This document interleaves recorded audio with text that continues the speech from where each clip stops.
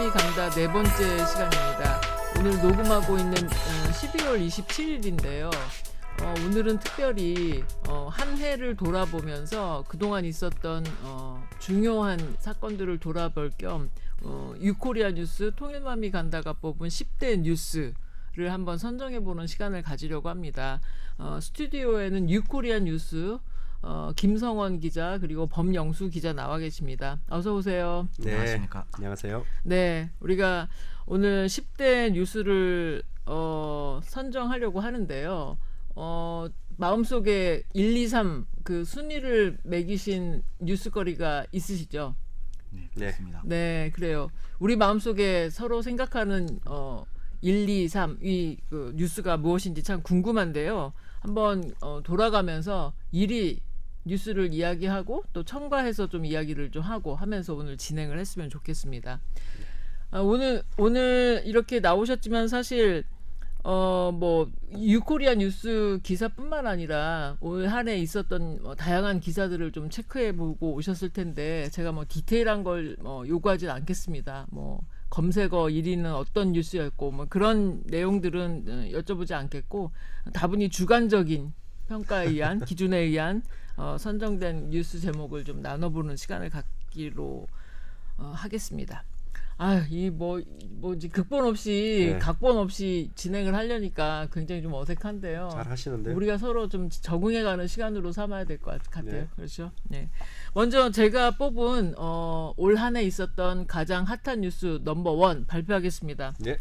저는 무엇보다도 북한의 핵실험이 아닐까 그렇게 생각이 됩니다.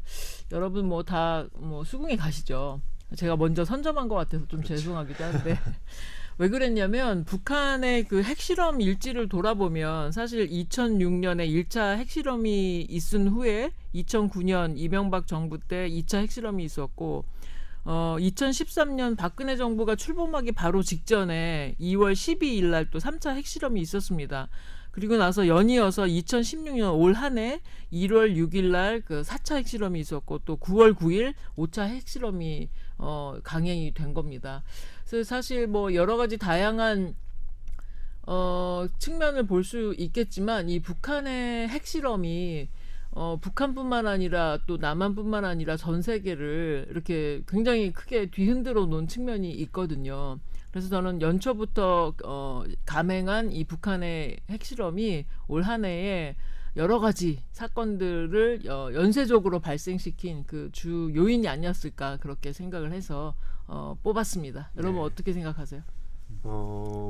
북한이 이제 한 해 마이크를 좀 잘 사용하시죠. 연거푸 2차례 핵실험을 한 적은 없었거든요. 보통 그렇죠. 이제 핵실험하면은 2년마다 한 번씩, 2, 3년에 한 번씩. 왜냐하면 그 준비 기간 동안 기간이 필요하니까. 기술도 또 이제 점검을 해야 되고 하기 때문에 그렇게 했는데 이번에 이제 2차례를 핵실험을 한 것은 북한이 굉장한 그러니까 노동당 창건 유사일의 처음이죠. 네, 70주년 뭐 이런 의미도 있고 이제 여러 네. 가지로 이제 상황을 봐서 대외적으로 김정은의 북한이 이렇게 강하다 하는 걸 메시지를 주는 것이고 이것 때문에 사실은 이제 남한 우리 그 박근혜 대통령은 모든 그 대북 관계에 대해서 이제 제재 일변도로 이렇게 뭐 그동안도 계속 제재 일변도는 했지만은 더 이제 제재 일변도로 가는 미국도 마찬가지고 그런 계기가 됐고 남북 관계가 이렇게 이제 꼬이게 만든 어떤 원인 제공이라고 할까요? 맞아요. 제1 원인이라고 할 수 있어요. 네. 우리 범 기자는 어떻게 생각하세요? 북한이 핵실험을 왜 한다고 생각하시나요? 갑자기 질문 들어갔나? 그러게요. 갑자기 와가지고는 그 생각 안 들어갔어요. 했는데 예. 일단은 북한으로서는 이제 이런 핵이 있어야지 이제 자기네들이 그런 다른 외세의 그런 침략에 이제 대비할 수 있다. 그리고 또 이제 어떤 이제 협상을 한다 할 때 이 핵이 어느 정도의 자기의 그런 것들을 그 입장을 보장해 줄 수 있다. 어떤 이제 상대방과의 이제 주로 이제 미국이 있죠. 미국과 이제 협상을 할 때 동등한 위치에서 이제 협상을 할 수 있다라는 생각에서 이렇게 하지 않을까. 솔직히 이제 그 핵은 쐈을 때보다는 가지고 있을 때 가장 위력을 발휘한다라고 생각을 하는데 이 사람들이 그 핵을 지금 뭐 남한을 쏜다든지 뭐 미국을 쏜다든지 이런 것이 주 목적은 좀 아니라고 생각을 하고 있습니다. 아, 네, 역시 범 기자 똑똑한 대답을 하셨습니다. 그러니까 외세로부터 특히 이제 미국으로부터 체제 보장을 받기 위한 수단으로 또 그리고 어떤 그 바게이닝 파워, 협상력을 높이기 위한 수단으로 핵을 개발한다 이렇게 말씀하셨죠. 예, 맞습니다. 그리고 제가 대학교 때 교수님 서훈 교수님한테 배운 이야기인데요. 핵이 사실은 핵 개발을 하는 것이 가장 적은 비용으로 가장 큰 고효율을 이끌어낼 수 있는 그런 무기 체계라고 합니다. 전술 핵이라고도 하잖아요. 그래서 북한이 누구보다도 이 일에 관심을 갖게 된 것이라고 이렇게 생각이 네. 되죠. 좀 더 깊이 들어가고 싶지만 제가 배운 게 많아서 그러면 좀 말이 좀 지루해지고 네. 할 것이기 때문에 북한 핵실험과 관련해서 한 가지만 더 짚어보려고 그래요. 네. 교회가 예. 사실은 이 북핵 문제에 대해서도 굉장히 민감했었던 것이 사실이잖아요. 그래서 뭐 이따가도 나오겠습니다만은 사드 배치 문제 이런 쪽으로도 연결이 돼서 되게 이렇게 반대를 심하게 하는 그런 편인데 교회 안에서의 이 북한 핵에 대한 반응 같은 것들이 어느 정도로 이렇게 민감하게 반응이 되고 있는지 혹시 현장에서 이렇게 알 수 있었던 점이 있으면 좀 나눠주시면 좋겠어요. 취재를 하시거나 이러면서. 있으십니까?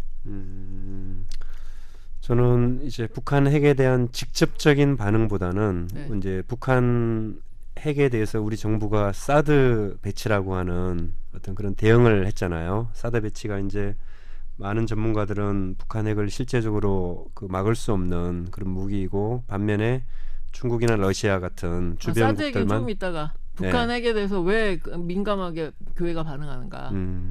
무서우니까 두려우니까. 글쎄요, 우리 범 기자가 교계를 많이 취재를 하신 것 같은데요. 네. 왜 또 저한테 이렇게 바탕이 일단은 이제 반응 같은 경우에는 이제 그 정부의 그런 입장을 그대로 이제 따라가는 이제 것들이 좀 많은데 그냥 정부에서 따져보지도 않고 정부의 그 정책을 지지하는 입장이다 무조건. 네, 아니 물론 이제 뭐 그 진보와 보수 이런 것들로 이제 차이는 있을 수가 있는데 이제 주로 이제 정부에서 어떤 발표를 하면 한 2-3시간 뭐 그 늦어도 그 하루 안에는 이제 맞아요. 그런 지지 관련된 이제 성명도 성명들이 나오고. 이제 예. 나오고 있죠. 예. 이제 그런 부분이 있고 또 개교회별로서도 이제 기도할 때 이제 북한 핵 때문에 뭐 그런 북한을 뭐 때려 부시자까지는 아니더라도 북한 핵으로 지금 위협을 받고 있는데 지금 우리나라를 위해서 좀 그 하나님 좀 보호해 주십시오라고 네. 이제 대표 기도자분들이 이렇게 하신다든지 이제 그런 경우들이 종종 있죠. 네, 맞아요. 이 핵 문제는 사실 중요한 문제이기 때문에 특집으로 한번 더 다뤄야 될 것 같습니다. 오늘 이제 짚어볼 수 있는 사항은 범 기자 이야기했지만 북한은 왜 핵을 개발하는가? 외부로부터 자기 체제를 보장받기 위함이다. 그리고 협상력을 높이기 위해서 핵을 개발하는 거다 전술적으로. 그렇지만 그것이 사용을 위해서가 아니라 가지고 있으면서 사실은 그 위협의 수단으로서 그렇게 사용하는 거다. 생존을 위해서. 네, 그런 주장들이 사실은 전문가들 사이에서는 일반화돼 있기도 하거든요. 그런데 이 북한의 핵 문제를 너무나 이 공포심을 자극하고 안보 위협용으로 이렇게 과대하게 확장을 시켜서 어떤 안보 장사를 하려고 하는 그런 사람들에게는 굉장히 좋은 빌미를 또 제공해 줬기 때문에 북한의 입장을 이해할 수 없는 바는 아니나 남북 관계를 망치고 또 우리가 이렇게 곤란하게 만든 그런 제1원인도 북한이 스스로 제공하고 있다. 우리는 그렇게 좀 생각해 볼 수 있겠죠. 네. 그리고 또 이제 그런 핵이 이건 좀 진짜 개인적인 주관인데 우리나라를 상대로 쏘지는 않을 거다라는 생각을 하고 있어요. 이제 네. 제가 이제 군대 있을 때 이제 그런 얘기를 들었는데 그 정훈 장교님께서 하시는 말씀이 북한군은 솔직히 그 우리나라 국군 상대로 생각 안 한다. 우리들은 국군 너네들은 비껴봐 우리 미군이랑 싸울 거니까 그쵸. 니네들은 뭐 그냥 상대조차 안 하는 거죠. 솔직히 그 작전권도 예. 없으니까. 북한이 이제 남한을 때렸을 때 그럼 미국은 가만히 있겠느냐? 실질적으로 이제 싸우는 것은 이제 북한과 미국이 될 건데 왜냐면 이제 그렇게 되는 상황에서 북한이 미국을 먼저 때리는 것이 차라리 낫지 남한을 때릴 필요가 있을까? 이제 그런 좀 약간 생각이 좀 있는 거예요. 그러니까 정훈 장교님 말씀이셨다는 건가요? 이 정훈 장교님 말씀은 이제 어디까지였냐면 그 솔직히 북한은 우리나라 국군을 상대로 안 한다. 거기까지. 예, 거기까지였는데. 이 굉장히 군 사기에도 참 우려스러운 그 일이 아닐 수 없네요. 네, 예. 북한 핵 문제와 더불어서 이 북한과 미국이 대치하고 있는 이 한반도의 전선 상황 이런 얘기들 기회 있으면 좀 더 심도 있게 다뤄볼 봄직한 그런 이슈가 아닐까 생각이 됩니다. 네, 저는 넘버원 이렇게 발표를 했고요. 그다음에 누가 하시겠어요? 김성원 기자님? 네네. 마음속에 넘버원 이슈는 무엇이었습니까? 올 한해? 저는 당연히 최순실 국정농단으로 할 줄 아시겠지만 저는 20대 총선 결과로 그렇게 당연히 생각 안 꼽겠습니다. 했는데. 왜냐하면 사실은 이제 뭐 200만이 넘는 사람들이 뭐 사상 최대라고 하는데 네. 이제 거리에 나와서 박근혜 퇴진을 외치고 또 그 최순실 국정농단을 이제 심판하고 또 박근혜 대통령의 탄핵 소추까지 지금 이제 간 그런 결과를 만들어냈는데 그 이전에 저는 박근혜 대통령의 어떤 일방적인 독주에 대한 민심의 심판이 이미 지난 네. 20대 그러니까 4월이죠. 20대 총선에서 있었다라고 생각을 합니다.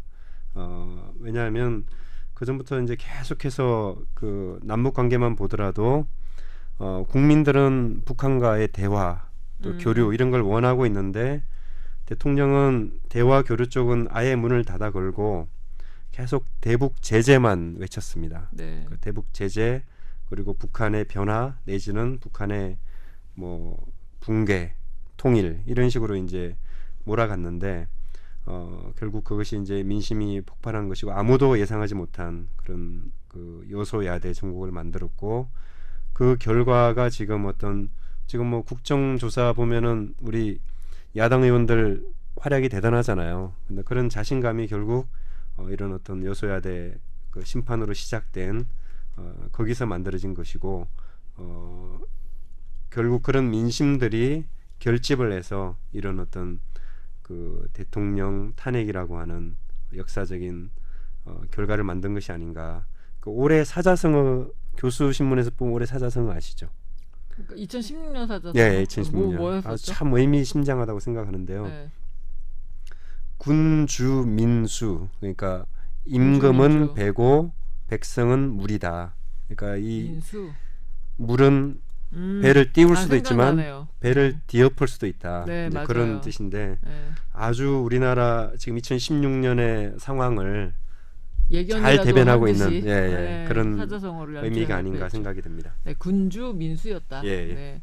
4.13 총선 어찌 보면 현 그 박근혜 최순실 게이트에 영향을 미칠 수 있었던 변수였다 이렇게 보시는군요. 그렇죠. 그 네. 이미 그때부터 뭐 민심은 이미 들끓고 있었다. 이미 들끓고 그렇게 있었다. 예, 아, 생각을 합니다. 그러면 저는 2대 사태인 줄 알고 있었는데 2대 사태는 그다음 점화를 시킨 어떤 그런 그 트리거 역할을 했었던 거군요. 네. 그냥 한번 말씀드려봤습니다. 그래요. 뭐 4.13 총선은 사실 제가 뽑은 넘버 2이기 때문에 저는 말씀드릴 것을 조금 아꼈다가 이따가 하도록 하겠습니다. 범 기자님 뭐 얘기하실 거 있으세요? 네, 저는 이제 다음으로 넘어가면 저도 있어요. 저도 있고 네. 4.13 총선은 그러면 어떻게 코멘트? 이제 4.13 총선 이제 하면은 이제 국민의당의 그 호남에서의 약진 이제 그 부분인데 국민의당. 예. 저는 이제 솔직히 말해서 어떻게 보면은 이제 그런 저도 이제 고향이 이제 광주다 보니까 이해는 하는데 이건 너무 심하지 않았나. 이제 그 국민의당에 솔직히 있는 분들이 솔직히 저는 좀 제대로 되신 분들은 없다라는 생각을 하고 있어요. 또 뭐 그렇게 세게 말씀하세요. 그래요? 제대로 된 분이 드물다. 이렇게. 예, 그냥 진짜 말 그대로 이제 자기들 살려고 하는 그런 정치꾼들이 주로 이제 많지. 정치적 개선만 예. 앞세운다 너무나. 특히 이제 가장 유명하신 분이 이제 이제 그 박지원. 예, 그거 네, 전 성함 얘기 되나요? 원내대표. 네. 아무튼 예, 그분이 이제 대표적인 분이고 이제 또 안철수 같은 경우에도 이제 뭐 좀 약간 그런 부분이 좀 있는데 주관적으로 볼 때. 이제 광주 사람들이 그렇게 막 몰표를 줄 정도로 이제 국민의당에다가 이제 딱 줘버리니까는 이 사람들이 대체 왜 이러지? 지금 상황에서는 국민의당한테 몰아줄 상황이 아닌데 지금 그렇게 해서 이제 제가 그래서 좀 약간 마음이 안 좋았었는데 어느 날 이제 고향에 내려가가지고 이제 아는 친구를 만났는데 그 친구가 하는 얘기가 우리도 국민의당이 좋아서 찍은 건 아니다. 이제 근데 이제 민주당 에게 이제 좀 약간 경고의 메시지를 줄 필요가 있다라는 그런 생각에서 이제 사람들이 이제 찍은 거다라고 얘기를 하더라고요. 레버리지로 삼기 위해서 그렇게 한 거다. 예, 그런 측면도 있군요. 근데 이 4.13 총선 관련해 가지고는 또 제가 뽑은 이슈 때 또 다시 좀 짚어보기도 네. 하고요. 우리 법영수 기자의 마음속 1등 이슈는 무엇입니까? 네, 저는 이제 개성공단 폐쇄를 이제 올해 뉴스로 이제 꼽았는데요. 네. 이제 올해 2월 10일 날 이제 우리 정부가 이제 폐쇄 결정을 내리고 이제 10일 날은 이제 북한 쪽에서 그 몸만 나가라. 너희들 이거 물자는 못 가지고 나간다 하면서 이제 폐쇄를 이렇게 딱 해서 완전히 이제 문이 닫혀버렸는데 네. 좀 이거 이제 그 정부 쪽에서는 이제 대북 제재를 통한 그런 이제 그 북한의 그런 붕괴를 좀 생각을 했는지 어쩐지는 모르겠지만 이런 효과는 좀 약간 많이 미지수라고 이제 볼 수가 있다라고 생각을 하고요. 그리고 저는 좀 이런 그런 그 남과 북의 그런 싸움에서 네. 고래 싸움에 새우등 터지는 격으로 이제 우리 국민들이 또 이제 피해를 당하지 않았나. 지금 거기 개성공단에 참여한 기업인들 이분들에 대한 그런 보상이 참 제가 들었을 때 굉장히 어이없는 그런 상황이거든요. 네, 맞아요. 솔직히 그냥 보상을 해주는 것도 아니고 왜냐면은 이제 정부를 믿고 정부가 이제 괜찮다 하고 이제 이제 개성공단에 들어간 건데 이제 정부가 이제 자기네들이 이렇게 딱 해가지고는 자기네들의 그런 그 논리로 이제 이것을 탁 취소를 해버렸다는 말이에요. 그러면은 이 사람들은 자기들 솔직히 말해서 뭐 돈이 뭐 남아 돌아서 이제 들어가신 분들도 물론 있겠지만 자기들 살려고 이제 들어가신 분들이 이제 뭐 태반일 텐데 네. 이분들에 대한 그런 생계를 제대로 보장을 해주지 못할 망정 이 보상이라는 것이 이제 그냥 돈을 주는 게 아니라 다 대출이라고 하더라고요. 아, 그렇죠. 그래서 이게 이전에도 이제 2014년도에도 이번 한번 이제 중단이 돼가지고 이때도 보상을 똑같이 이제 대출로 이렇게 한 적이 있었는데 이렇게 해가지고는 이제 다시 그 개성의 문이 열려서 이제 겨우 지금 또 다시 정상 궤도로 올라가려고 하는 찰나에 또 다시 이제 이런 사태를 맞이해가지고 이제 입주기업 분들이 굉장히 이제 좀 그 난감해 하시면서 네. 좀 약간 많이 힘들어하시는 그런 상황이더라고요 이제. 그러니까요.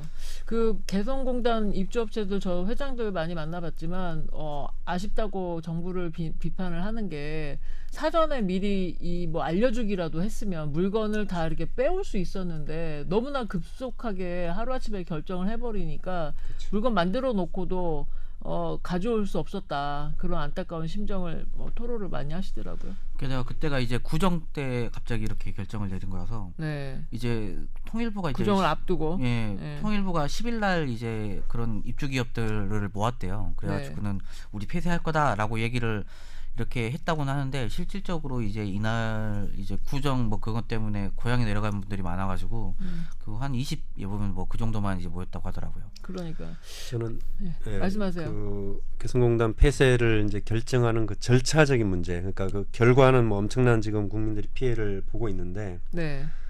분명히 통일부 장관이 완전 폐쇄가 아니라 잠정 폐쇄로 이렇게 건의를 하고 했는데도 안 먹혔죠. 그것이 묵살되고 완전 폐쇄라고 하는 도대체 그 결정을 누가 왜 했는지에 대해서 전혀 안 밝혀져 있거든요.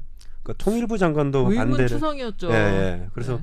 이 부분도 사실은 이제 뭐 우리 특검이 물론 뭐 영역 이제 조사할 영역이 많아서 아마 다루기는 어렵지 않을까 싶은데 이런 어떤 그 절차도 무시하고 위에서 일방적으로 누가 어떻게 결정하는지도 모르고 그리고 이 장관들은 또 그 결정이 되면 또 수긍하고 따라가고 하는 이런 책임지지 않는 수긍은 안 했죠. 수긍은 안 했겠지만 침묵하면서 따라가는. 어쨌든 예. 책임지지 않는 국정이 이렇게 이런 사태를 만들었다 이렇게 생각을 합니다. 맞아요. 그 정부 강요들도 사실은 공범이나 아니면 배임 혐의를 지울 수 없을 것 같습니다. 그리고 또 이제 문제가 되는 게 이제 입주 기업들은 이제 그래도 어느 정도의 그런 것들을 해주나 본데 이제 영업 기업 이제 즉 뭐 그 개성공단이 돌아가는데 필요한 뭐 자재라든지 뭐 그런 그 식품 뭐 아니면 서비스 이런 것들을 이제 제공하시는 영업 기업분들이 있는데 영업기업이라고 합니다. 그런 네. 분들 영업 그러니까 뭐라 그러나 개성공단 협력업체들인 건가요? 협력업체 공단을 하청업체?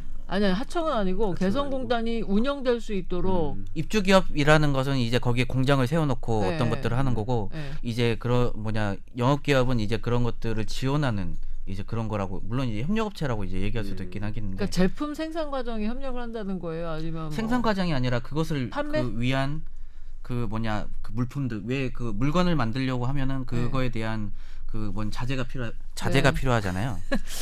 자재, 근데 네.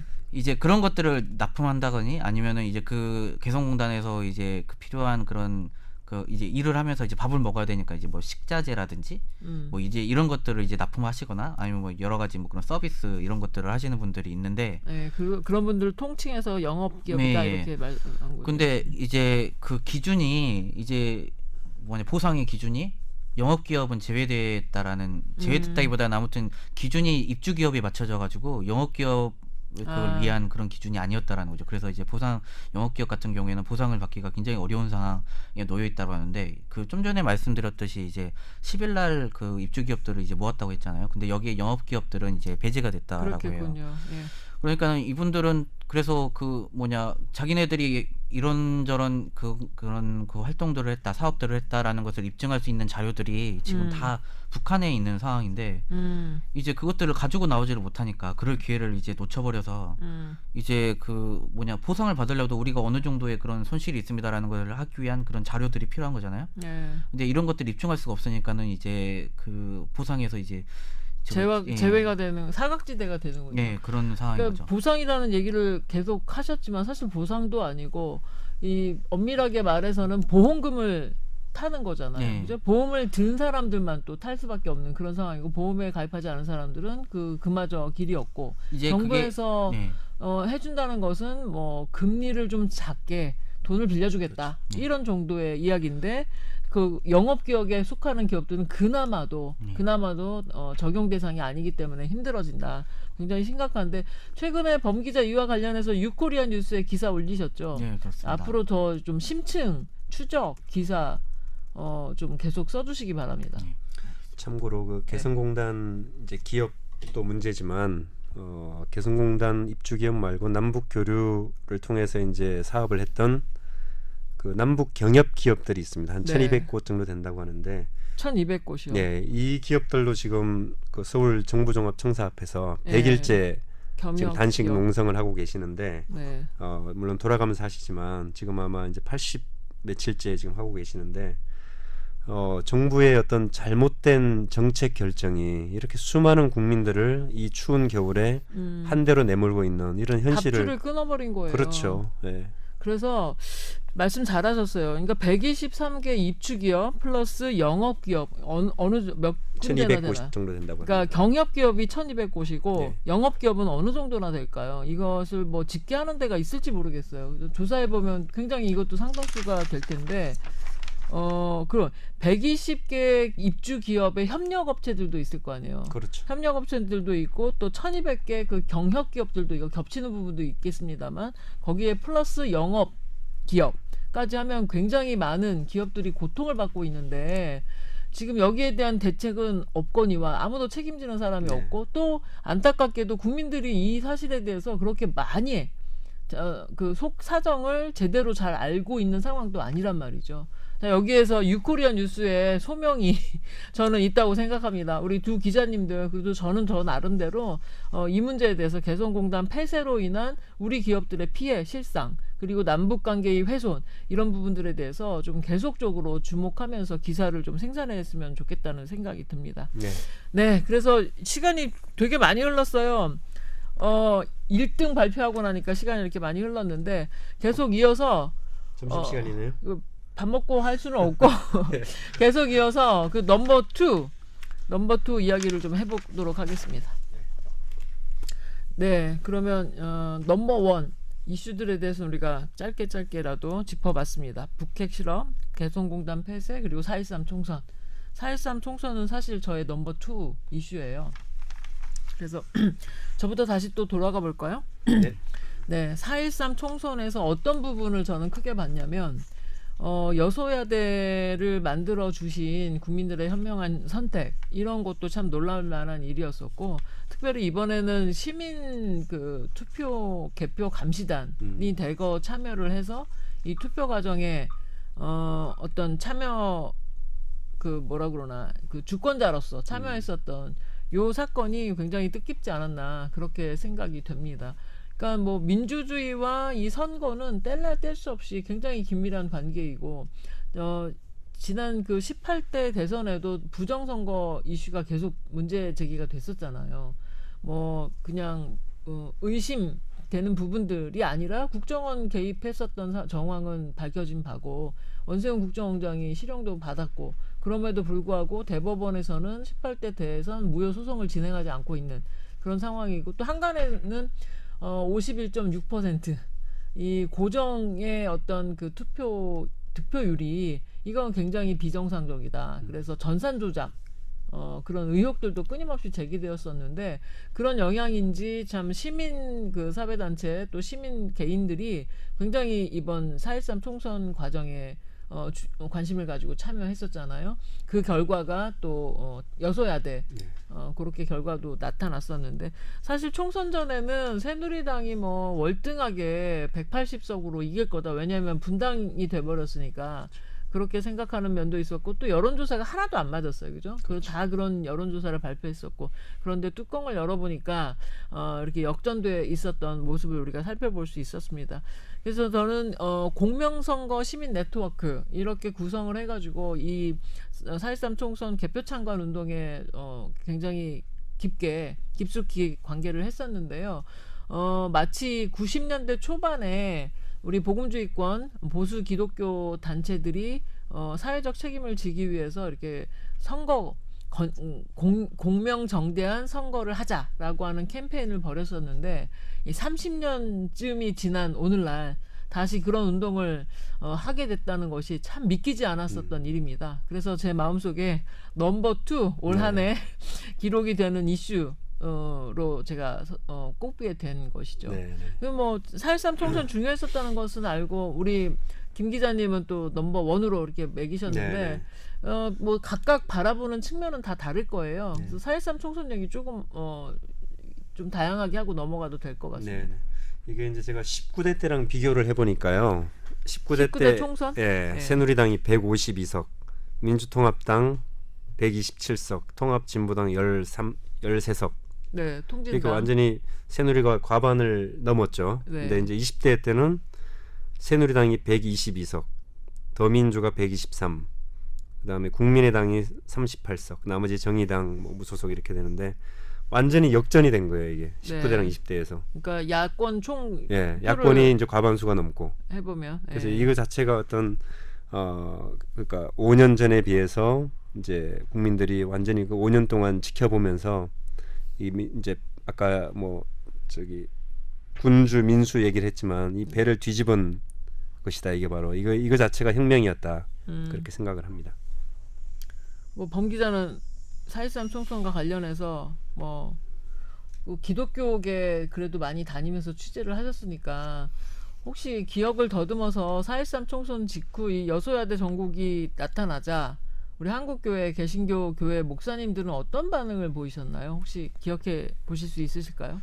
네, 사실상 이제 목사님들의 그런 반응 이제 그거보다 저는 이제 기억이 남는 게 기독당.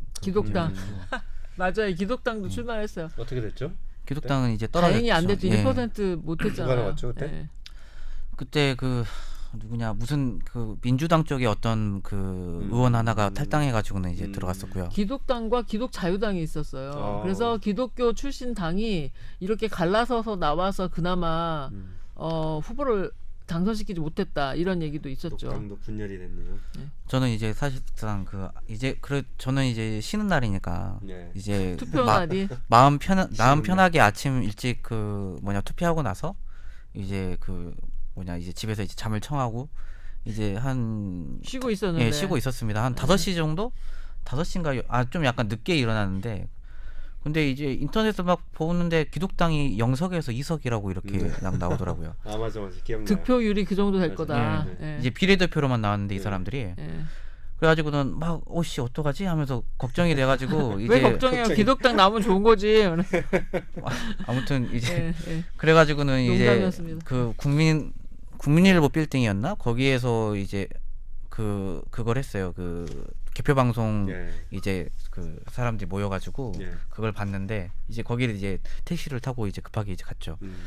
그랬는데 이제 거기에는 또 이제 교계 기자들이 이제 많이 모여가지고는 음. 이제 취재를 하고 있었는데 어떤 이제 후배 한 명이 저한테 이제 물어보는 거예요. 선배는 그 몇 석 정도 될 것 같냐고. 기독당이 예. 그래서 저는 이제 자신 있게 말했죠. 아 영석에서 2석이면은 그 당연히 영석이지 이렇게 얘기를 했었는데 아무튼 그렇게 되는데 이제 이쪽에서는 이제 분위기가 우리 이제 그 뭐냐 들어갔습니다. 이제 그런 분위기인 거예요. 그러면서 이제 그 다음 일정 아침에 그 새벽에 이제 그 양화진 묘역에 들려가지고 그 참배를 아, 하고 어떻게 후속 예, 뭐 그리고 현충원도 하고 막 이런 것들을 다 음. 해놨더라고요. 근데 이제 제가 그 당시 이제 백준영 기념교회를 다니고 있었는데 백준영 기념교회 그 김경래 장로라고 예전에 예. 그 언론인으로 유명하셨던 예. 이제 그분이 장로님으로 계세요. 그분이 이제 그거 인솔 그걸로 아. 돼 있더라고요. 양화진 묘역 참배 그거에. 아주 그는 아씨 이거 진짜 그러면 어떡하지? 나 진짜 막 이런 생각하고 있었는데 그러면서 또 이제 그 한겨레 신문인가 거기에서 이제 막 그 통성으로 기도하는 장면이 사진이 찍혔는데 그 한겨레 신문에서는 이 사진 설명을 우리 들어가게 해주십시오라고 이제 기도하는 장면으로 이제 실었는데 그때 실제는 우리 그 들어가게 해주셔서 감사합니다. 이제 이 기도였었어요. 이미 들어갈 수 있는 걸로 그게 알고. 5시였어요? 아니요, 그거는 한 10시인가 9시인가 이제 그때쯤 이제 예. 그러면서 이분들이 그 실상은 이제 한 새벽 2시 정도에 돼야 뭐가 이제 나올 건데 아 뭐 이제 이 정도 됐으면 우리 뭐 들어가는 것 그거 죄송합니다. 안전하다라고 이렇게 생각을 하셔가지고 11시 때 이제 모든 거 다 마치고 이제 그 기자회견까지 이제 다 끝내고 준비하고 이제 있었는데 딱 이제 끝내고 이제 그 다 이제 해산을 했어요. 이제 그 다음 날 뭐 이렇게 갈 겁니다 하면서 그렇게 하고 이제 아 그러면 사전 보도 자료도 나왔었어요?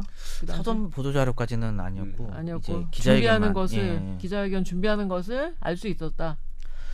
그렇게 해서 이제 저는 이제 집에 가서 아 진짜 들어가면 어떡하지? 막 이제 점점 올라가는 거예요. 그게 수치가 네. 득표율이. 그래가지고 계속 그 이제 홈페이지에 들어가지고 F5를 누르면서 제가 한 새벽 5시까지 F5가 뭡니까? 새로 고침을 계속 이렇게 하면서 이렇게 계속 보는데 이제 한 2시, 3시부터 이제 약간 꺾이는 거예요. 이제 다행히. 새벽. 그래도 이제 안심할 수 없어가지고는 이제 막 이제 잠을 못 자면서 막 그렇게 F5를 막 이렇게 누르면서 이렇게 했는데 다행히 이제 영석으로 이렇게 나오더라고요. 그래서 이제 계속 그쪽 관련된 분들한테 그 다음 일정 어떻게 하실 거냐고 이렇게 사람들이 이제 물어봤는데 답이 없고 이제 그냥 이제 좀 나중에 이제 취소하겠습니다라고 이렇게 해서 이제 그냥 끝났던. 그러니까 그 그래서 기독당하고 기독자유당 두 곳에서 지금 나와가지고 사람들이 그 뭐 헷갈려가지고 분산이 됐다는 거 아니에요? 당 그 투표를 할 때. 근데 실상 이제 그 진리대한당이라고 해서 또 하나가 또 있긴 있었어요. 아 진리대한당도 기독교 예. 진리대한당, 기독당, 기독자유당 예. 3파전이었네요. 근데 진리대한당은 굉장히 뭐라 그러나 이름값이 너무 없었어요. 그래서 잘 알려지진 않았었던 것 같은데 좋아요. 이 4.13 총선에 뛰어들었었던 기독당 이렇게 기독당, 기독자유당이 나뉘지 않은 채로 나왔으면 이번에는 비례대표 한 석이라도 얻을 수 있는 그런 상황까지 갔다. 그런데 범 기자는 왜 그것을 심각하게 우려하는지에 대해서 다음에 한번 짚어보도록 하죠. 이 기독인들의 정치 참여 형태에 대해서 어때요? 지금 뭐 할 말씀 있으십니까? 아니요, 다음으로 미루겠습니다. 그렇죠? 왜냐하면 우리가 좀 조사가 필요해. 너무 준비한다는 채로 말할 수는 없는 겁니다.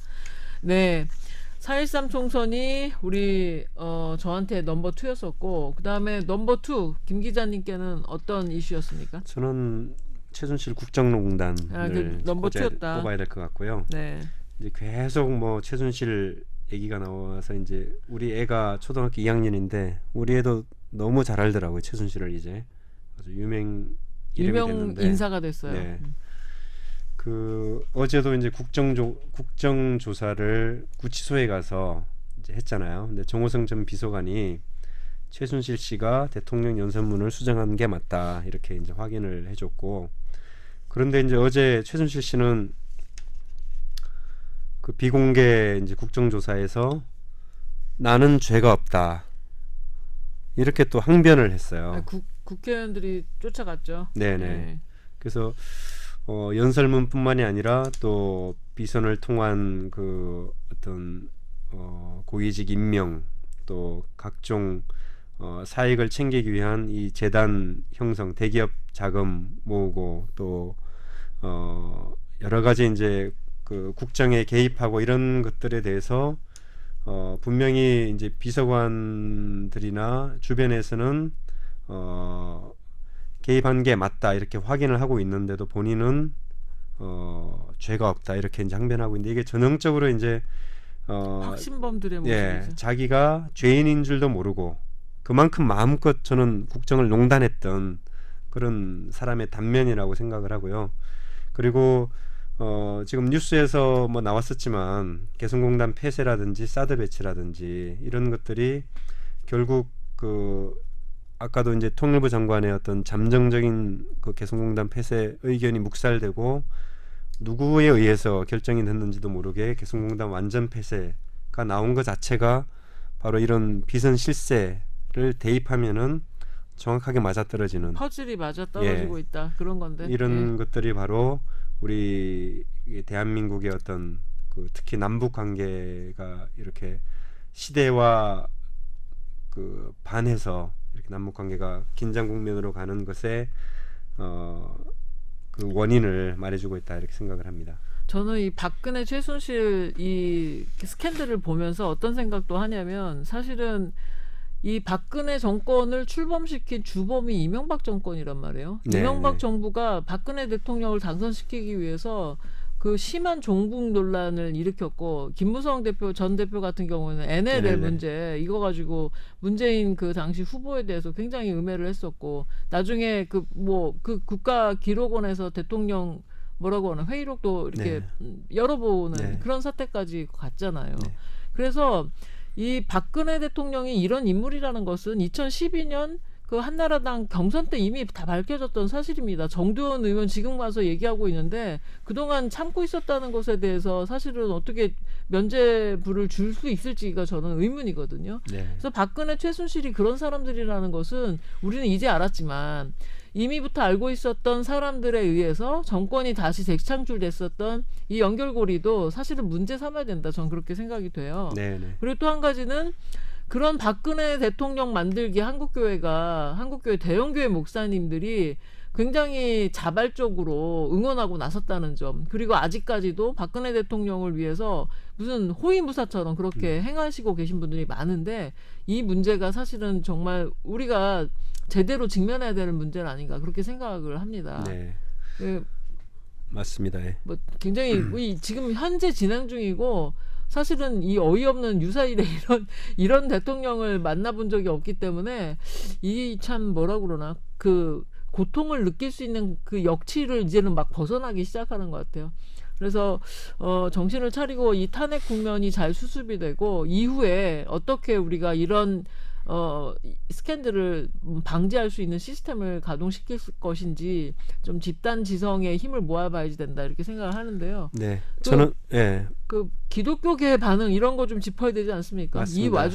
이 와중에도 기독교는 어떤 반응을 보이고 있는지. 어떤 반응을 보이나요? 저는 이게 이제 그 박근혜 탄핵 또 최순실 국정농단 이것이 이제 수면 위로 드러난 것이 결국 어떤 역사의 어떤 심판, 민심의 심판이라고 아까 말씀드렸지만 이게 이제 하나님의 심판인 거죠 결국.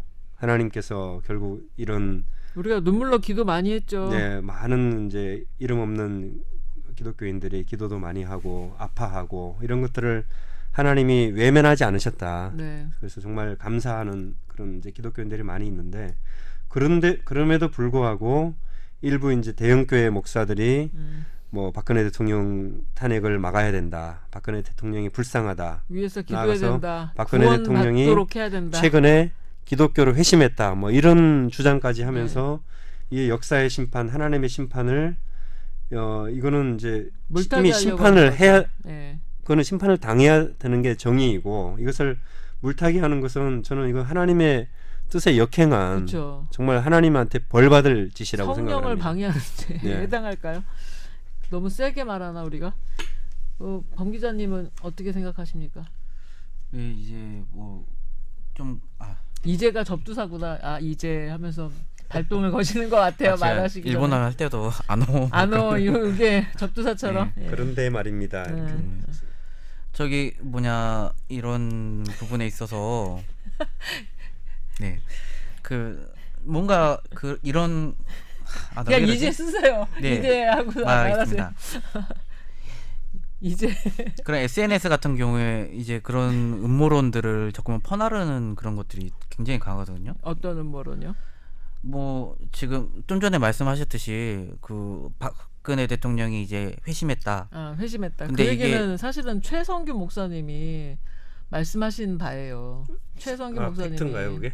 최성규 목사님이 국민통합위원장 되셨잖아요. 네. 국민통합위원장 되시고 박근혜 대통령을 이렇게 만나시고 하시면서 이제 기독교로 회심하기로 했다. 그렇게 전하셨는데 그게 본심에서 회심하기로 해서 그런 건지 아니면 박근혜 대통령을 위해서 기도할 수 있는 어떤 정당성을 마련하기 위해서 하시는 말씀인지 아니면 희망사항을 말씀하시는 건지 그건 확인할 수가 없죠. 사실 그 회심하기로 했다에 대해서 역사가 있는데요. 네. 2007년 4월 그러니까 한국 교회가 한창 평양 대부흥 100주년 이런 행사들을 할 때인데 네.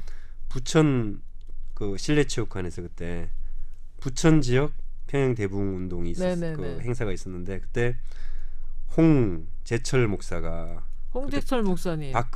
그때가 아마 박근혜 비상대책위원장인가 뭐 한나라당 대표인가 그랬을 거예요. 근데 그때 이제 경선 국면이니까 한나라당 이명박 대통령하고 이제 경선을 할 때니까 그때 박근혜를 그때 왔었어요. 와서 소개를 뭐라고 했냐 하면 박근혜 우리 후보는 그 카톨릭 고등학교를 나오고 그다음에 장신대를 나오고 그리고 기독교로 회심하기로 했다. 이렇게 발표를 했어요. 그 수만 명 모인 자리에서. 2007년 당시에도. 2007년 당시에. 네. 그래서 제가 그 그때는 무슨 교계 확인 기자를 할 영상 테니까 같은 거 할 수 있어요? 네. 있나요? 그 기사가 돼 있습니다. 네. 그래서 제가 이제 끝나고 박근혜 후보가 그때 이제 차를 타고 가려고 하는데 제가 그때 유일한 기자였어요. 그래서 그 딱 질문했어요? 붙잡고 질문을 했어요. 박근혜 대통령한테 그래서 후보한테 회심한 거 당시? 맞냐? 네. 그리고 장신대 나온 거 맞냐 했더니 네. 어, 이거 약간 확인해 보시면 됩니다. 그렇게 그리고 말했어요? 자기는 장신대를 나온 거 맞습니다. 이렇게 얘기를 해주더라고요. 당시에 직접 네. 들으신 그리고 거예요? 그때 이제 수행 비서처럼 따르던 사람이 네. 이정현 전 대표였어요. 근데 네. 이분이 저한테 이제 전화를 해가지고 네. 뭐라고 얘기를 했냐면 그 상대방 후보가 터무니없이 그러니까 이명박이죠. 상대방 후보가 터무니없이 이제 자기들을 이렇게 공격을 응대한다고. 하는데 네. 상대방 후보 좀 조져달라. 이정현 전 대표가 기자한테.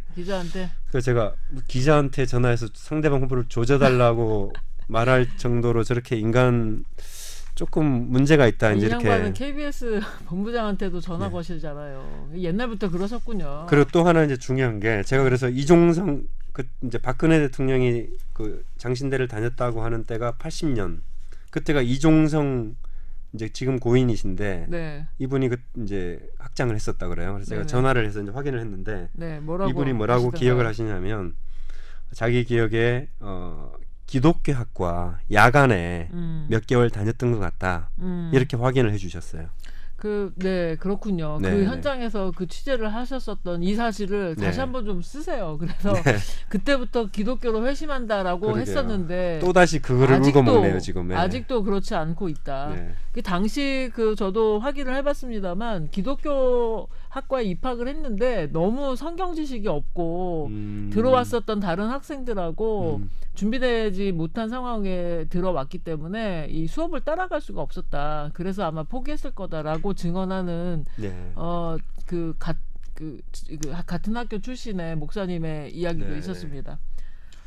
그런 이제 좀 약간 얘기 돌아가가지고 이제 그 회심했다라는 거 말고도 지금 박근혜 대통령이 뭐 어디 지금 많이 아파가지고 뭐 실려갔다라는 뭐 그런 네. 얘기인데 실제로 뭐 지금 뭐 길라임 나오는 그 드라마를 보고 계신지 어쩐지 지금 뭐 확인할 길이 없어요.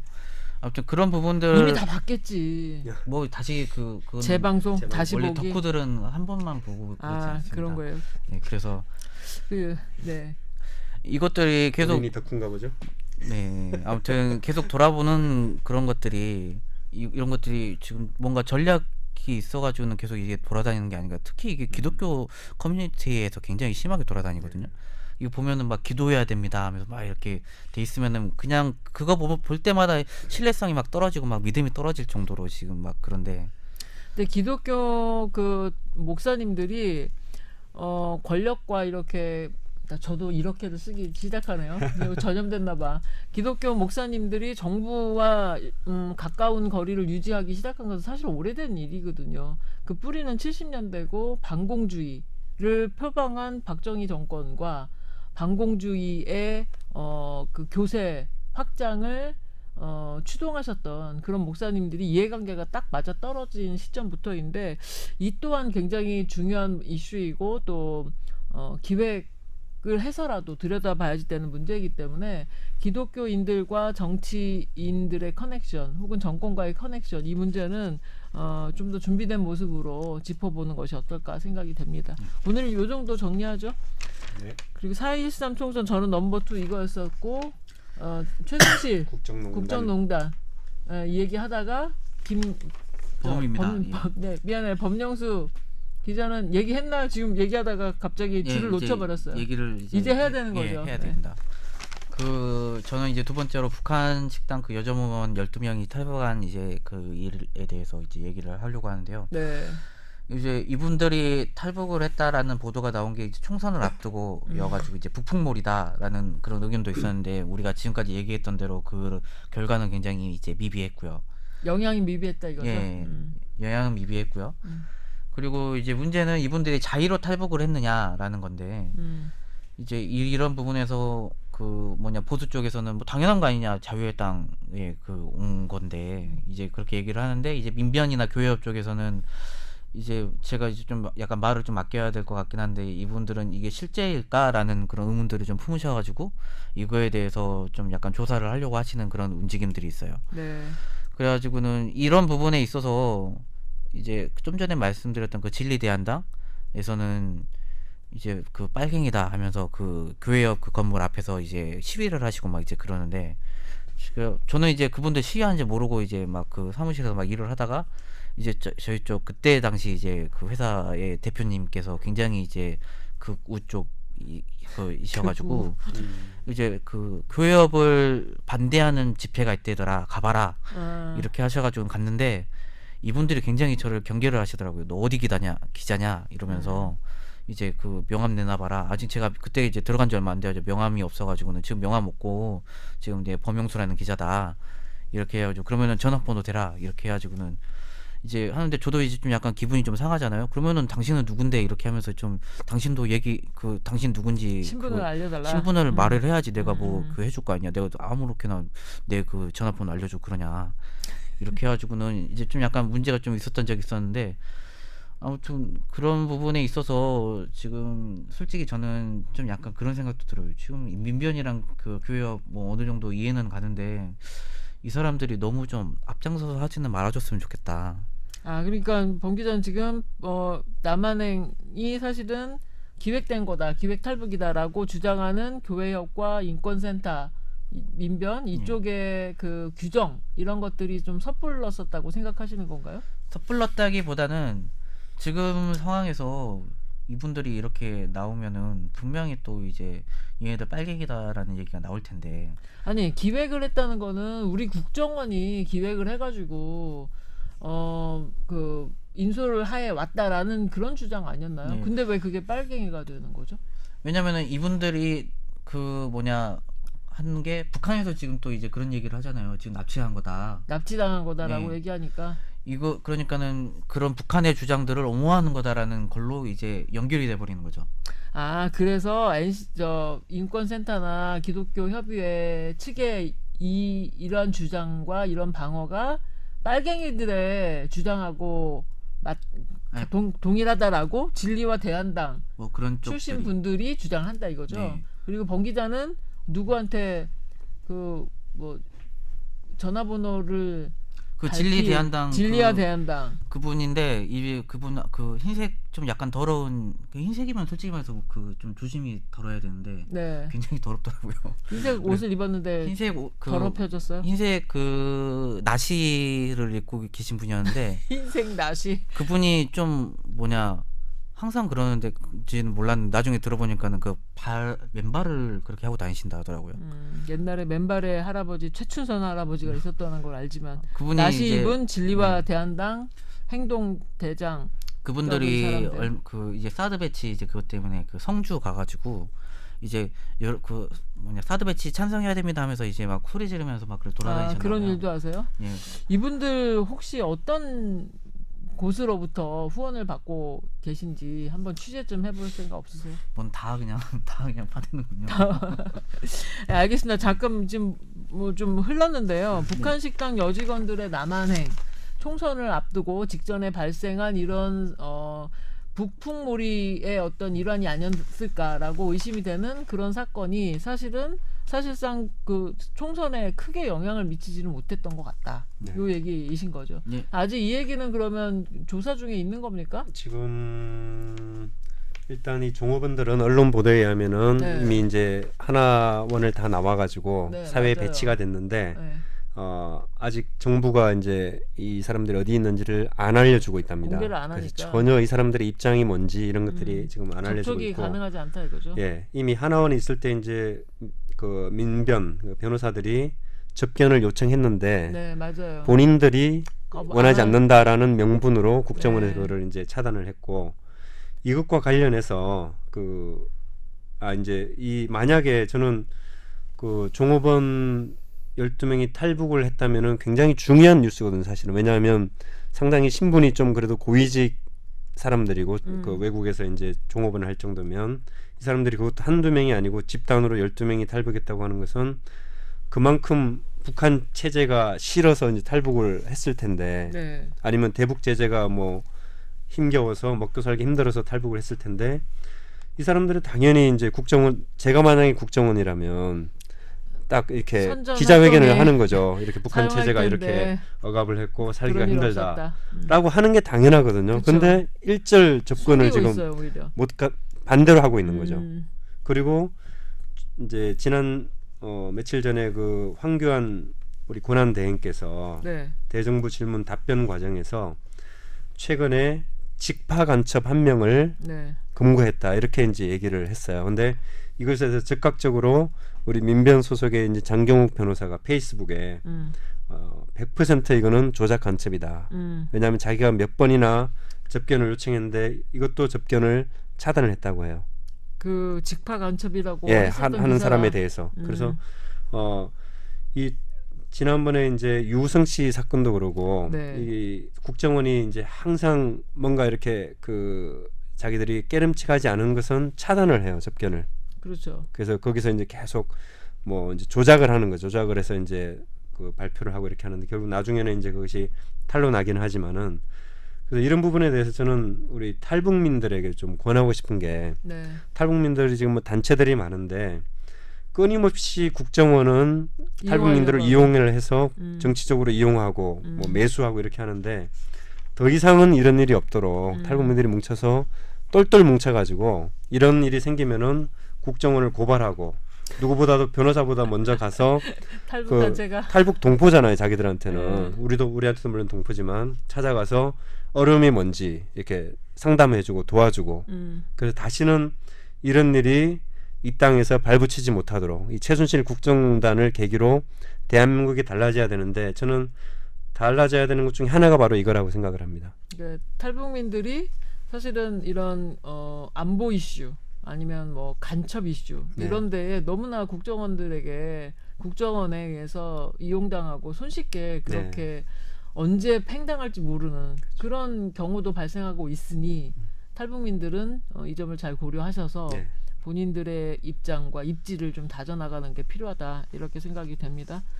네, 그러면 넘버 2 이슈에 대해서 좀 살펴봤고요. 바로 넘버 3로 넘어가야 될 것 같아요. 시간이 많이 됐는데 저는 넘버 3로 사드 배치 결정을 꼽았습니다. 정부가 북한 핵 실험을 1월 달에 일으키자 그에 대한 대응을 한다고 개성공단 갑자기 닫아버렸죠. 그런데 또 다시 비웃기라도 하는 양 북한이 5차 핵실험을 감행했죠. 그러자 이제 사드 배치 말만 무성하고 정부로서는 부정하고 있었던 그런 상황인데 느닷없이 7월 13일 날 사드 배치를 결정한다고 국방부 장관이 합의했다고 발표를 했습니다. 그래서 이 사드 문제도 사실은 복잡한데 단순하게 평통사 같은 경우에는 사드 배치가 북한으로부터 우리를 보호하기 위한 무기냐? 노! 아니다.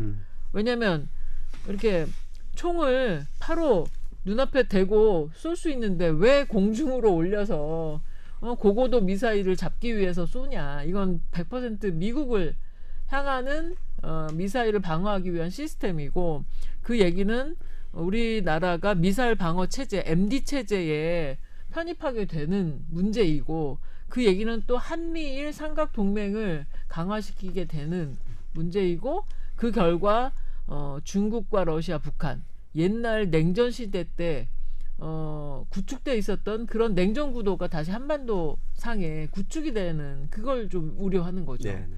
근데 이제 당장 아까도 말씀드렸습니다만 북한 핵하면 일단 두려운 마음이 나고 거기에 대한 대응 우리 정부가 했었던 개성공단 폐쇄 이런 거 안 먹히니까 더 센 거를 가져와야 된다. 이런 조급함이 사실은 잘못된 대응책을 내놓는 거다. 그렇게 생각이 됩니다. 이 사드 배치 문제는 굉장히 복잡해요. 그렇지만 또 어찌 보면 굉장히 단순한 문제이기도 합니다. 북한 핵을 우리를 위해서 북한 핵을 방어하는 무기가 아니고 미국으로 날아가는 그 장거리 고고도 장거리 미사일을 방어하기 위한 무기 체제를 우리 한국 땅에 설치하겠다는 거다. 그러면 뭐 중국의 반대 뭐 이런 뭐 엑스밴드 레이더 이런 문제점이 아니더라도 혹여 만에 하나 날아가는 핵 무기 실은 탄두체를 따라잡는다고 해도 지금은 기술적으로 그것도 못한다는 거 아니에요. 근데 만에 하나 따라잡는다 하더라도 그게 우리 한반도 상공에서 폭발이 되면 그 우리한테 더 큰 위협이 되는 것은 아닌가. 물론 기술적으로 뭐 따져봐야 되겠습니다만 그냥 상식적으로 이런 생각이 가능함에도 불구하고 뭐 많은 사람들이 북한의 핵은 사드만이 답이다. 그런 것처럼 세뇌된 것 같은 느낌이 든단 말이에요. 네. 어떠한 토론도 거부하는 것 같은. 그래서 이 사드 배치 문제를 좀 되돌릴 수 없는 것인지 아니면 다른 대안은 없는 것인지 차기 정부 혹은 뭐 지금 당장이라도 여력이 있다면 꼭 되짚어 봐야지 될 그런 문제라고 저는 생각을 합니다. 네. 또 말씀을 좀 더 곁들여 주시죠. 저는 뭐 사드 배치가 만약에 북한 핵을 막을 수 있는 그런 무기라고 한다면은 저는 당연히 이거를 대통령이 이제 나서서 결정하시니까. 국회에다가 요청을 하고 정식으로 왜냐하면 이렇게 했기 때문에 북한 핵을 막을 수 있다. 네. 이걸 도입해야 된다. 그렇게 자신 있게 나올 수 있었다고 생각을 해요. 근데 네. 전혀 그러지 않고 이것도 어떤 일방적으로 그냥 이 국회 동의 없이 또 국민들 잘 모르게 이제 결정을 하고 하는 모습이 바로 뭔가 캥기는 게 있다. 그러니까 이제 여기도 이제 사실은 뭐 최순실 국정농단이 관여돼 있다 이렇게 이제 이런 보도도 나오는데 사드 자체는 이제 많은 전문가들 이야기가 북한 핵을 막을 수 있는 게 아니라 심리적인 안정만 그러니까 실제적으로 북한 핵은 막을 수 없는데 우리가 이런 방어 무기, 공격 무기를 갖췄으니까 이제 공격이 아니라 방어 무기예요. 공격 뭐, 무기가 아니고 네. 날아가는 거 잡겠다고 그러는데 네. 날아가는 거 잡는 것도 확실하지 않고 그렇죠. 그다음에 북한의 핵 문제를 해결할 수 있는 게 아니라는 거죠. 그렇죠. 쏘면 잡겠다는 건데 네. 쏘지 않도록 해야 되는 거 아니에요. 그렇죠. 예. 그러니까 실제적인 어떤 북한 핵을 막는 데는 전혀 도움이 안 되는 대안이 아니다. 무기다 이렇게 이제 많은 전문가들이 평가를 하는 거죠. 네, 김 기자님 잘 지적하셨어요. 이런 사드 배치 결정 과정도 국가의 중요한 중차대한 그런 일을 결정하는 일인데 어이없게도 그 전까지만 해도 계속 한민구 국방장관이나 이거 절대로 그런 거 아니다. MD 체제 들어가는 거 절대 아니다. 그렇죠. 그리고 결정된 바 없다. 계속 그렇죠. 이런 입장을 보여왔다가 어느 날 180도 돌변해가지고 이렇게 결정을 나고 이런 과정을 지켜보는 국민들은 더 어려운 네. 심정이 되는 거죠. 사실 그 외교부가 이 사드 배치를 반대했다 그러거든요. 왜냐하면 중국의 맞아요. 중국과의 보복이 당연히 눈에 보이기 관계가 때문에. 어려워지니까. 그럼에도 불구하고 또 방금 말씀하신 것처럼 국방부 장관은 결정된 바 없다 하다가 갑자기 이게 또 배치하기로 원래 결정했다고. 이런 그 통일 외교 이슈는 통일부 장관, 그다음에 국방부 그렇죠. 장관, 외교부, 외교부. 장관 그렇죠. 이런 강요 회의를 거치고 네. 거기서 사실은 뭐 다각적인 검토를 그렇죠. 한 후에 결정이 되는 게 정상이죠. 네. 근데 이 비정상적인 일을 함에도 불구하고 또 이 지점에서 짚어보고 싶은 게 제가 속한 그 평화 통일을 위한 기독인연대 당시 네. 저희가 3.1절 성명서에 사드 배치 반대한다고 성명서를 냈어요. 네. 기독인들은 평화 통일을 원하고 북한의 핵은 잘못된 것이지만 사드 배치를 통해서 막을 수 없기 때문에 사드 배치가 불러오는 한반도 이 국제 관계 혼선을 방지하기 위해서라도 사드 배치는 대안이 안 된다 그렇게 반대를 했었는데 기독교 일각에서는 또 이 사드 배치를 반대하는 평통기원의 성명서에 대해서 굉장히 시비를 걸면서 이게 뭐 거기에 서명한 사람들의 이름을 도용했다느니 하면서 이슈를 삼은 그런 적이 있었어요. 네. 이런 것처럼 여전히 지금도 사드 배치가 북한 핵의 대응이다라고 이렇게 잘못 알고 계신 분들이 많이 계신데 기독교 안에 이런 정보들을 좀 더 촘촘하게 또 이렇게 알기 쉽게 전달해야지 되는 의무가 다시 한번 유코리아 뉴스와 통일코리아 있지 않나 저는 그렇게 생각하는 바입니다. 네, 네.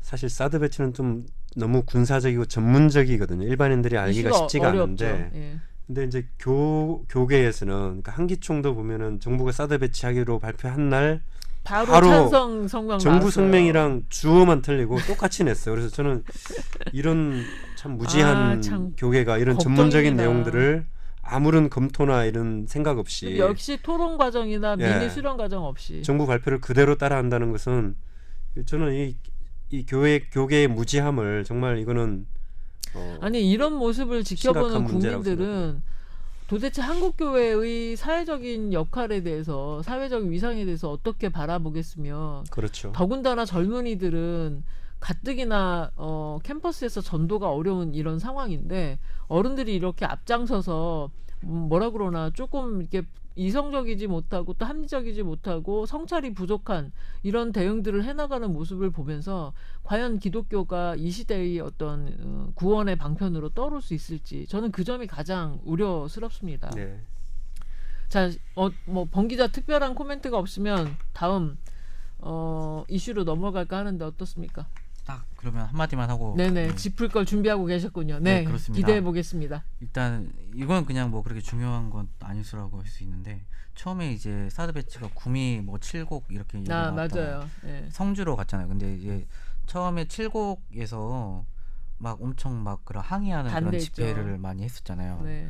그런데 이제 성주로 결정 나고 나서 싹 조용해진 그런 모습을 보면서 제가 이제 누구한테 아니 칠곡 주민들은 지금 뭐 하고 있는지 모르겠다고 이렇게 얘기를 한 적이 있었는데 지금 과연 지금 이게 그냥 님비 현상인 건지 한번 좀 그분들이 지금 어떤 상황인 건지 좀 한번 봐야 되지 않을까라는 생각도 좀 그러니까 했습니다. 칠곡에 올 거였었는데 성지로 올마가자 칠곡 주민들이 조용해졌다는 말씀이신 거예요? 뭐 그분들이 뭐 잠잠해졌다는 거. 그분들이 어떤 것을 했는지는 했는데 언론들이 이제 다루지 않았을지도 모르긴 하는데 좀 근데 그에 아무튼 대한 이 문제와 관련해서는 성주나 칠곡이나 이게 다 경상도 지방 아니에요, 경남.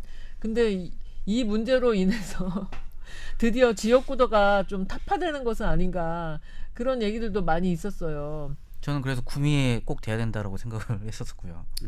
이제 이분들이 구미의 배치가 결정돼야 된다. 예. 아, 그래야지 좀 정신을 차리지 않을까. 그래요. 사실 성주에서는 박근혜 대통령이 우리를 배신했다 막 이렇게 주장하면서 사드 배치 결정 이후에 박근혜 대통령 초상화 다시 걷어내고 뭐 박근혜 대통령 반대로 이렇게 돌아섰다는 그런 보도들 많이 접했었던 것 같습니다. 사드 배치가 그런 어떤 효과도 나왔군요. 네, 그렇습니다. 그럼 이 정도 짚고요. 김 기자님이 뽑은 넘버 3. 넘버 3. 예. 저는 많은 국민들이 관심을 안 가졌던 문제지만 심각하면서도 중요한 문제라고 생각을 하는데 바로 북한 수해 북한 수해 문제. 지난 8월 말에서 9월 초 함경 북도 지역에서 네. 수재민만 약 14만 명 당시 추산으로 아마 훨씬 더 늘어났을 거라고 생각하고 그때는 이제 늦여름 초가을이었으니까 날씨가 괜찮았는데 지금은 8월 말이요? 한겨울이잖아요. 네. 그래서 지금 이분들이 어떻게 지내고 있을까? 그 보도 기억하시죠? 네, 그 김정은이 민심을 잡기 위해서 네, 한 달에 그 군 동원해가지고 2만 채 지었잖아요. 네, 네. 근데 새로 아주 그냥 그 예. 도시를 마을을 주택 개량 사업으로 딱 해버렸었다는 얘기는 들었습니다만. 근데 최근 며칠 전에 이제 유니세프가 여기에 북한 수혜민들을 위해서 겨울옷 3만 벌, 그 다음에 이제 식수 정화제, 아마 식수가 굉장히 지금 부족한 것 같아요. 그래서 9만 명분을 보냈다고 하는데 이 보도가 이제 VOA 미국의 소리 방송이 보도한 건데 여전히 이제 이걸 통해서 이제 어린이 6천 명, 임산부 11,000명.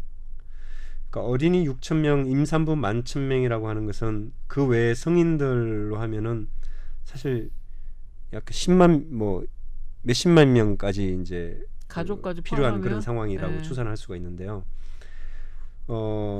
여전히 영양 실조에 시달리는 5살 미만 어린이가 많다 그럽니다. 네. 근데 이제 우리 민간단체 우리민족 소로돕기나 또 대북 민간지원단체협의회, 북민협, 그다음 민화협 등에서 대북 지원 움직임이 살짝 있기는 있었지만 이것이 남한 사회 전반으로는 이제 확산되지 못한, 왜냐하면 이제 북한이 핵을 개발했기 때문에 그런 북한에다가 우리는 이런 걸 줄 수 없다, 이런 분위기 때문이었던 것 같아요. 예, 피로감도 많이 누적되어 있었던 그런 것도 거죠. 있었고. 예. 근데 저는 이제 안타까운 게 사실 90년대 중반에 이제 그때도 사실 북한 핵 문제가 있었지만은 보수 교회가 앞장서서 북한의 그 엄청난 식량난을 우리가 해결하자, 북한을 돕자 해가지고 이제 나서서 도왔었는데 지금이 남북 관계 경색이 한 10년째 이어지고 있고 지금이 사실은 북한 수해 돕기를 통해서 남북 관계 개선을 할 수 있는, 어떻게 보면 하늘이 주신 기회였는데 이걸 교회가 어떤 그 체제, 어떤 북한 핵 여기에 얽매여 가지고 나서지 못한 그런 것들을 보면서 참 안타까웠습니다. 네, 네. 저는. 예. 작년에도 수해가 있었고 올해도 수해가 있었고 재착을 했었는데 주택은 개량했을지 몰라도 신축을 했을지 몰라도 여전히 생필품은 부족하고 또 대북 제재가 강화되는 시점에 먹거리 같은 거 더 예. 힘들어지고 이런 상황은 참 우려스럽다고 얘기할 수 있습니다. 근데 다행히 그래도 농작 그 작황 현황은 나쁘지 않아서 북한이 여느 때보다는 먹거리 수확이 좀 있었다, 저는 그렇게 알고 있는데요. 그 소식은 혹시 듣고 계십니까? 먹거리 쪽은 잘 모르겠고 어쨌든 그 유니세프라든지 또 국제 언론 이제 보도에 따르면 여전히 이제 북한 어린이들 취약계층이 영양 실조에 시달리고 있다는 이 보도만으로도 사실 네, 알겠어요. 그 보도는 계속 있는 거고 도와야 된다 이러는데 남북 관계도 그렇고 국제 관계에서 제재 국면이다 보니 네네. 들어가기 어려운 건 우리가 사실 거죠. 이제 아프리카 난민들 얘기 들어도 참 가슴이 뭉클하고 지갑을 이제 물론 어렵지만 이제 여는 경우가 많은데 우리 동포 북한 주민들이 한겨울을 이렇게 난다는 것에 대해서 좀 아니 근데 이거는 하루 이틀의 문제가 아니고 네. 너무나 장기화되고 만성화돼 있어가지고 근본적인 해결을 했어야지만 돼요. 네. 그런데 이 북한의 수해 문제 이런 거, 그래서 한국 교회가 수리마 이런 사업도 굉장히 지원하려고 그랬었는데 못하고 있는 형편인데, 아무튼 중심고리는 남북 관계가 근본적으로 해결돼 놔야만 이런 일들이 사실은 가능해질 테니까요. 네. 네. 정부 정책이 정말 중요합니다. 특히 대통령 네. 한 분의 그 결단이 이렇게 많은 결과를 가지고 오고 있는 현실을 우리가 직면하고 있는 거죠. 예, 또 이 문제도 또한 사실 중요한 문제이기도 해서 기회를 봐서 남북 관계 회복을 위한 대북 지원, 남북 관계 복원을 위한 개성공단 재건, 이런 문제도 같이 묶어서 다뤄보면 좋겠다는 생각이 듭니다. 네, 이제 마지막으로 범영수 기자의 넘버 3 이슈를 얘기해 주시죠. 없습니까? 벌써 얘기했나? 사드 거기 그래서 사드. 네. 그래요.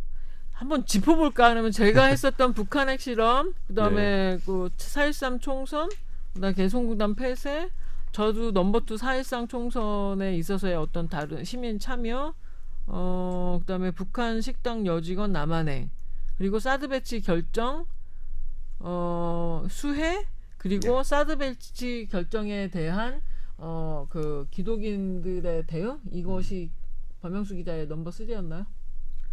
네, 이제 근데 힘이 하네. 좀 전에 이제 네. 사드 배치 얘기하면서 다 해버려가지고. 사드 배치 얘기하면 뭐 4.13 총선 아니었어 혹시? 아니, 4.13 그거는- 총선 아니었나요? 그거는 거기까지로 이제 얘기했던 거고. 예, 얘기했던 거고 사드 배치 결정이 그래요. 그러면 마무리하기 위해서 사드 배치 결정과 관련된 이 문제가 범영수 기자로서도 넘버3였다. 이렇게 결정을 하고요. 그러면 모두 합해서 9가지의 이슈가 다루어졌는데요. 마지막 한 개의 이슈는 청취자들에게 남겨두죠. 청취자들의 순위로 네. 한번 남겨놓고 네. 이렇게 마무리하면 좋을 것 같습니다. 네. 근데 오늘 하다 보니까 장시간 녹음을 하게 됐는데요. 들으시는 분들이 참 많은 시간을 할애해야지만 되는 그런 시간이 아니었나 생각이 됩니다. 2016년 저희가 팟캐스트를 시작을 했어요. 저는 통일맘이 간다, 윤은주의 통일맘이 간다를 기획해서 진행해 오고 있는데 많이 부족합니다. 지금 처음 시작하는 단계니까요. 저희가 좀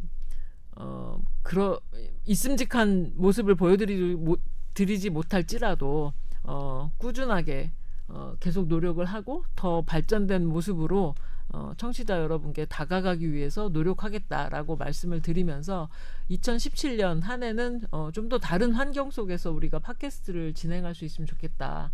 좋은 신나는 이야기들도 더 많이 하고 모든 사람들에게 희망을 줄 수 있는 그런 메시지도 우리가 좀 발굴해낼 수 있으면 좋겠다. 그런 바람을 가져봅니다. 오늘 이렇게 장시간 같이 녹음에 동참해 주신 김성원, 범영수 두 기자님께 감사의 말씀을 드립니다. 감사합니다. 감사합니다. 네, 청취자 여러분들 새해 복 많이 받으시고요. 2016년 잘 마무리하시는 시간을 가지시길 바랍니다. 감사합니다.